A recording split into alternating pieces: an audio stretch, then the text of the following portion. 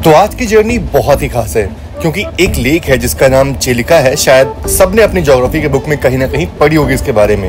ये भारत की सबसे बड़ी कोस्टल लगून है और सबसे प्यारी बात है कि रेलवे ट्रैक ठीक इसके किनारे किनारे काफी दूर तक साथ में रहता है। तो एक्साइटमेंट बना के रखिए क्योंकि इस जर्नी में मजा बहुत आने वाला है। हेलो दोस्तों, मैं हूं संदीप और आप देख रहे हैं रेल ज्ञान कोश। तो फिलहाल मैं हूं अभी पुरी रेलवे स्टेशन में और हमारा जो कारवां था जो कि दिल्ली से निकला था, फिर हम भुवनेश्वर पहुंचे, भुवनेश्वर से पुरी पहुंचे और अब पुरी से हम निकलने वाले हैं विशाखापट्टनम। और आज हम ट्रैवल करने वाले हैं पुरी ओखा एक्सप्रेस में और ये जर्नी जो है वो सिर्फ विशाखापट्टनम तक होने वाली है। करीब 470 किलोमीटर की जर्नी जो है वो होने वाली है। लेकिन इस जर्नी में मज़ा बहुत आने वाला है क्योंकि पहली बार मैं इस रूट में ट्रैवल कर रहा हूँ। बिल्कुल कोस्टल रूट है ये। और सबसे बड़ी बात ये है कि चिलिका लेक का नाम तो आपने सुना ही होगा। अगर नहीं सुना तो गूगल करिए, उसके बाद से ये वीडियो देखिए, तब जा कर के आपको ये वीडियो जो है ना वो और भी एक्साइटिंग लगने लगेगा। चलिए फिलहाल चलते हैं अंदर और अपनी ट्रेन में बोर्ड होते हैं और इस खूबसूरत सफ़र की शुरुआत करते हैं। तो ये देखिए, टर्मिनल स्टेशन का कुछ ऐसा सीन होता है कि बिल्कुल यहाँ पे डेड एंड होता है और गाड़ियाँ जो है वो यहीं से शुरू होती हैं और यहीं पे ख़त्म भी होती हैं।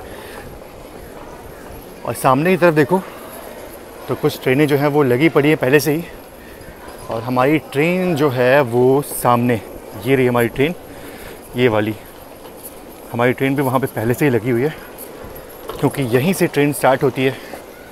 चलिए चलते हैं भाई साहब और ट्रेन में बोर्ड होते हैं। बड़ा ही खूबसूरत दिन है आज का। तो ये रही हमारी पुरी ओखा एक्सप्रेस, यानी कि द्वारिका एक्सप्रेस भी इसको बोलते हैं। और अभी अभी एक और कोई तो ट्रेन आई है और बिल्कुल उसी स्ट्रेट लाइन में आके खड़ी हो चुकी है। तो ऐसे यहाँ पे ट्रेनों का आवागमन जो है वो होता ही रहता है। लास्ट स्टेशन है इसलिए ट्रेनों का ये एक तरह से डेड एंड होता है। तो ये रहा अपना कोच जिसमें हम ये छोटा सफ़र अपना करने वाले हैं। तो बिल्कुल अपने निर्धारित समय 9:50 पे हमारी पुरी ओखा एक्सप्रेस जो है वो पुरी से डिपार्चर ले ली है।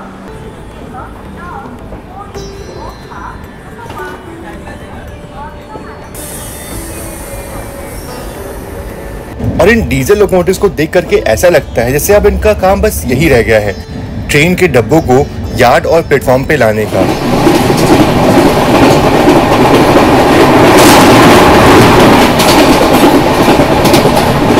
तो बस कुछ ही देर में पहुंचने वाले हैं खुर्दा जंक्शन पर। उससे पहले सोचा कि जो पुरी से हमने ये जो स्पेशल खाजा मिठाई है ना जो हमने ली थी, ये ट्राई कर रहे थे क्योंकि देखो यार छोटी जर्नी है और जो चीज़ मैं आपको दिखाने वाला हूँ ना वो थोड़ा देर बाद आने वाला है। तो क्यों ना कुछ चीज़ें जो है वो ट्राई किया जो हमने पुरी से ली थी। इसको असल में खाजा बोलते हैं, हमारे यूपी में भी इसको खाजा ही बोलते हैं, पर वो थोड़ी डिफरेंट होती है और ये थोड़ी सी डिफरेंट है।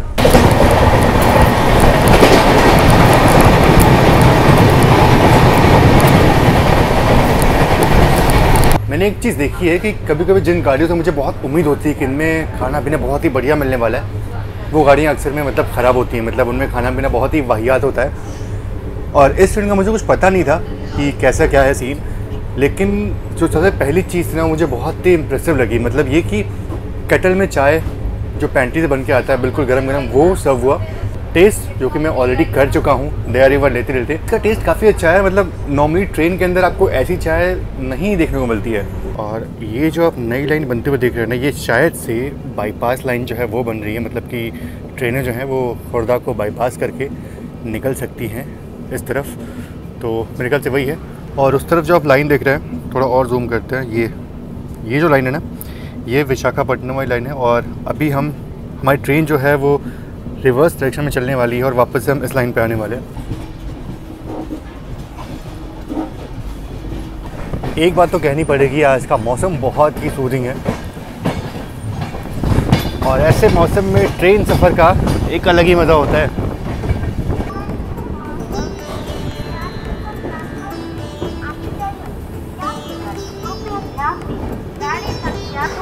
और ऐसा फील हो रहा है कि यहाँ पे काफ़ी पैसेंजर्स जो हैं वो ऑन बोर्ड होने वाले हैं। सिंगाड़ा आओ, चलो साहब आ जाओ। तो बिल्कुल अपने तय वक्त पे डिपार्चर में ट्रेन का हो चुका है और देखो रिवर्सल के बाद अब ट्रेन अपनी उल्टी डायरेक्शन में, यानी कि अब हम निकल रहे हैं विशाखापट्टनम की तरफ। और एक चीज़ अच्छी हुई कि जो लोकोमोटिव है वो बिल्कुल करीब आ गया, मतलब पहले दिख नहीं आता और अब आसानी से हम देख सकते हैं लोकोमोटिव को। तो वो है पुरी वाली लाइन, इधर से हम अभी आए थे और अब भाई ट्रेन जो है वो निकल चुकी है विशाखापट्टनम की तरफ। और ये आप देखो तो पुरी वाली लाइन पे धौली एक्सप्रेस जो है वो शायद खड़ी है, जो कि पुरी शालीमार के बीच में चलती है। इस ट्रेन में भी कभी यात्रा ज़रूर से करेंगे, पर फिलहाल अभी जिस ट्रेन में हम यात्रा कर रहे हैं उसको पूरा करते हैं।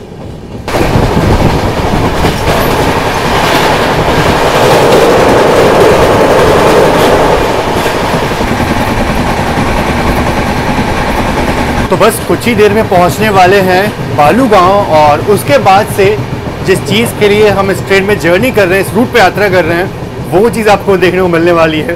पहले चलते हैं और बालू गांव का अराइवल जो है वो लेते हैं।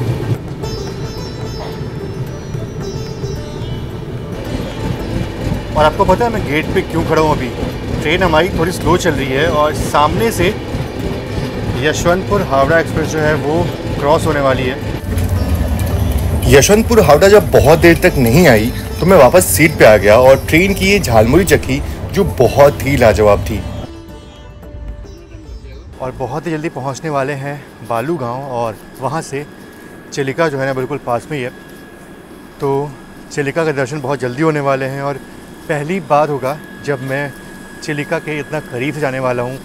बहुत ही मज़ा आने वाला है और सुना है बहुत ही खूबसूरत लगता है वो पूरा दृश्य जब हमारी ट्रेन चिलिका के बिल्कुल किनारे से जाती है, लेक चिलिका के बिल्कुल किनारे से जाती है। तो कुछ देर ट्रेन यहाँ पे रुकी थी, उसके बाद वापस से हम निकल चुके हैं बालू गांव की तरफ।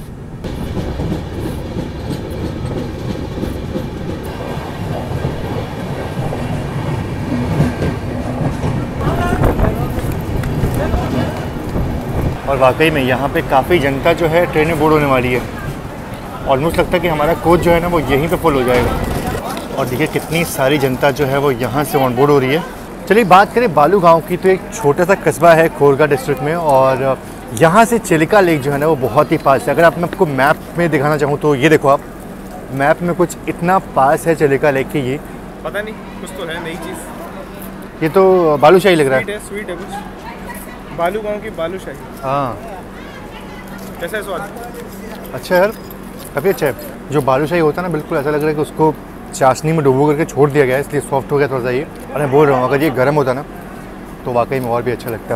वैसे उम्मीद नहीं की थी मैंने कि बालू गांव में इतनी अच्छी चीज़ें खाने को मिल जाएंगी। यार ये वाकई में काफ़ी अच्छा लग रहा है।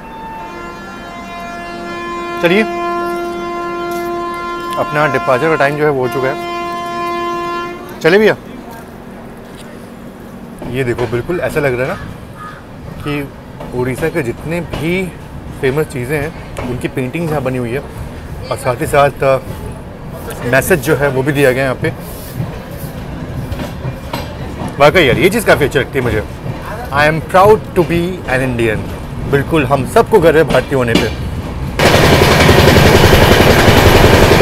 तो फिलहाल अभी हम चिलिका स्टेशन को क्रॉस कर रहे हैं और बस कुछ ही देर में चिलिका लेक के किनारे होंगे हम।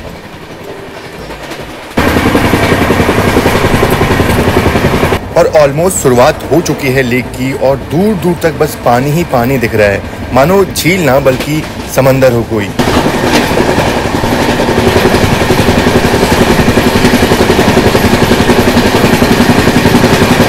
तो ये है भारत की सबसे बड़ी झील और the new Caledonian barrier reef के बाद दूसरी सबसे बड़ी सॉल्ट वाटर लगून। इतना ही नहीं, ये यूनेस्को वर्ल्ड हेरिटेज साइट भी है। ये झील दुनिया भर के माइग्रेटरी बर्ड्स का घर है और हर साल लाखों पंछी इस झील के आसपास आते हैं, जिनमें ज़्यादातर रशिया और साउथ ईस्ट एशिया से आते हैं। और कुछ बर्ड्स तो 12,000 किलोमीटर का सफ़र तय करके इस झील के पास पहुंचते हैं, जो कि बहुत ही बड़ी बात है। ये झील कितनी बड़ी है इसका अंदाज़ा आप इस बात से लगा सकते हैं कि इसका surface area around 900 kilometre square का है और लंबाई 64 किलोमीटर की है। तो कम से कम 25 मिनट तक हम ये झील के किनारे घूम रहे थे और अब जाके झील आंखों से ओझल हो चुकी है। और वाकई में ये बहुत ही मज़ेदार एक्सपीरियंस था। शायद आपको भी ये झील चलती ट्रेन से देख करके वही फील आया होगा जो मुझे आया। तो चिलिका लेक को क्रॉस करने के बाद हमारी ट्रेन जो है ना वो एक छोटे से स्टेशन पे रुकी हुई है। स्टेशन का नाम जो है वो मुझे नहीं पता कौन सा स्टेशन है ये, पर आप लोग मुझे ये बताइएगा कि आपको ये जो पूरा लेक का व्यू था ना, जो बिल्कुल ट्रैक के किनारे किनारे चल रहा था, कैसा लगा आपको ये पूरा दृश्य। और मैं अगर बोलूँ तो ये मेरे लिए पहला एक्सपीरियंस था चिलिका लेक के इतने करीब से निकलने का, और बहुत ही मज़ा आया। आशा करता हूँ कि आपको भी अच्छा लगा। चलिए फ़िलहाल यहाँ से भी ट्रेन का डिपार्चर जो है वो हो गया है। तो ये है वेज थाली, थाली तो नहीं बोलेंगे, थाली तो नहीं लग रही, जो भी है, मतलब ये वेज खाना हमने ऑप्ट किया था इस ट्रेन में, और काफ़ी अच्छा लग रहा है देख करके। तो ये ड्राई वेज है।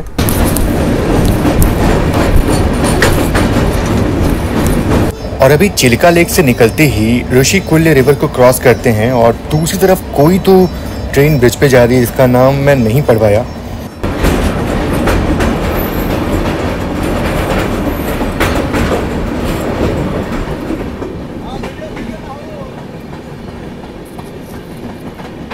मतलब सुबह की चाय होती ना, उसका आगाज़ काफ़ी अच्छा होता है। मतलब चाय इतनी अच्छी थी इस ट्रेन में, तो खाना तो अच्छा होना लाजमी था यार, पर इतना अच्छा होना मतलब ये उम्मीद नहीं करी मैंने।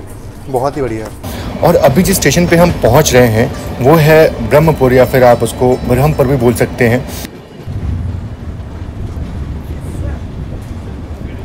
और जैसे ही हमारी ट्रेन ब्रह्मपुर में रुकी, यहाँ पे एकदम से सैलाब आ गया। इतने सारे लोग ट्रेन में ऑन बोर्ड डी बोर्ड हो रहे हैं। एक काम करता हूँ, सीट पे चलता हूँ, क्योंकि इतनी ज़्यादा भीड़ चढ़ी है ना, और मैंने अपने सीट पे जो पावर बैंक वगैरह है वो रख के छोड़े हुए हैं, तो कोई भी रिस्क मेरे को नहीं लेने का इधर। यहाँ पे स्टेशन के दीवार पे बने पेंटिंग्स वाकई बहुत ही खूबसूरत थी।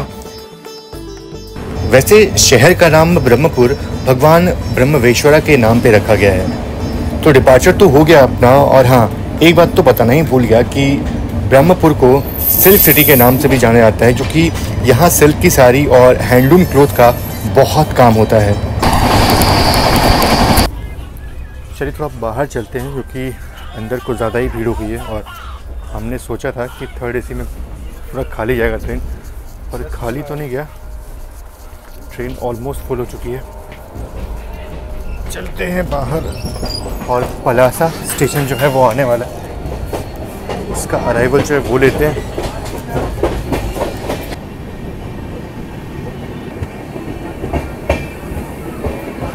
मैंने सुना है कि जो पलासा है ना, वो अपने काजू के प्रोडक्शन के लिए कुछ ज़्यादा ही जाना जाता है, तो शायद मुझे यहाँ पे कुछ काजू के कुछ अच्छे प्रोडक्ट्स जो है वो देखने को मिल सकते हैं। चलिए, अपना डिपार्चर का वक्त हो चुका है, और पलासा में काजू का प्रोडक्शन कुछ ज़्यादा ही होता है, और मैंने सोचा कि चलो भाई यहाँ के जो काजू है ना वो ले लेते हैं। अब चलिए चलते हैं और देखते हैं कि इसका टेस्ट कैसा होता है। और मात्र सिर्फ 2 मिनट के लिए यहाँ पे ट्रेन रुकी थी। पलासा से निकलते ही एक से बढ़कर एक खूबसूरत नज़ारे दिखने वाले थे, तो मैं बिल्कुल तैयार था उन सभी को कैप्चर करने के लिए।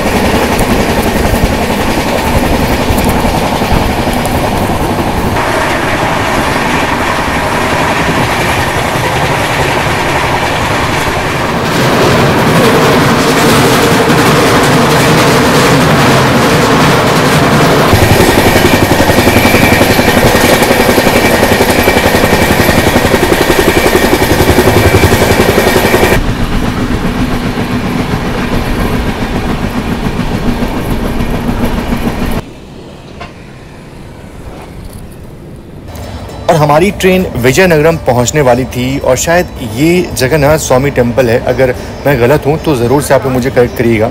आप सुबह 8 बजे से लेकर के रात के 8 बजे तक आप सो नहीं सकते अपने लोअर बर्थ पे। जो बाकी पैसेंजर होते हैं उनको बैठना होता है, लेकिन ये भाई साहब क्या है कि लेटे हुए हैं और उठने का नाम ले रहे हैं, उठने पे लड़ाई कर रहे हैं। विजयनगरम बहुत ही ऐतिहासिक शहर है, और यहाँ बहुत सारे आपको पुराने मंदिर देखने को मिल जाएंगे जो अलग अलग डायनेस्टीज़ में बने हुए थे। वैसे यहाँ आते आते फिर से भूख लग गई थी, और पर स्टेशन पे ज़्यादा कुछ खाने को दिखा नहीं, तो सिर्फ 2 मिनट के हॉल्ट के बाद अपना डिपार्चर जो है वो विजयनगरम से हो चुका है। शाम ढलने वाली थी और हम भी अपने गंतव्य की तरफ धीरे धीरे पहुँच रहे थे। और इन भैया को इस बात का बिल्कुल भी आइडिया नहीं था कि मैं उनकी वीडियो बना रहा हूँ। बाद में ये वीडियो देखकर वो बहुत खुश हुए। और किस तरह से सूरज उस पहाड़ के पीछे छिप जाता है और फिर से वापस दिखाई देने लगता है। ये बहुत ही कमाल था।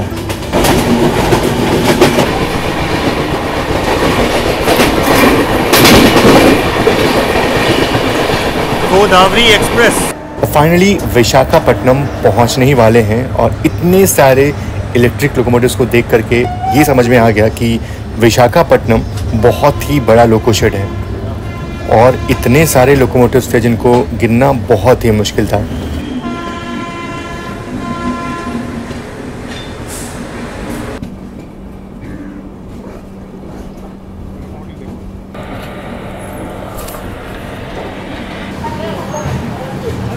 तो चलिए, अपना सफ़र बस यहीं तक का ही था और करीब 470 किलोमीटर का डिस्टेंस जो है वो हमने कवर कर लिया है। बाकी आप लोग मुझे बताइएगा कि आपको ये छोटी जर्नी जो थी वो कैसी लगी।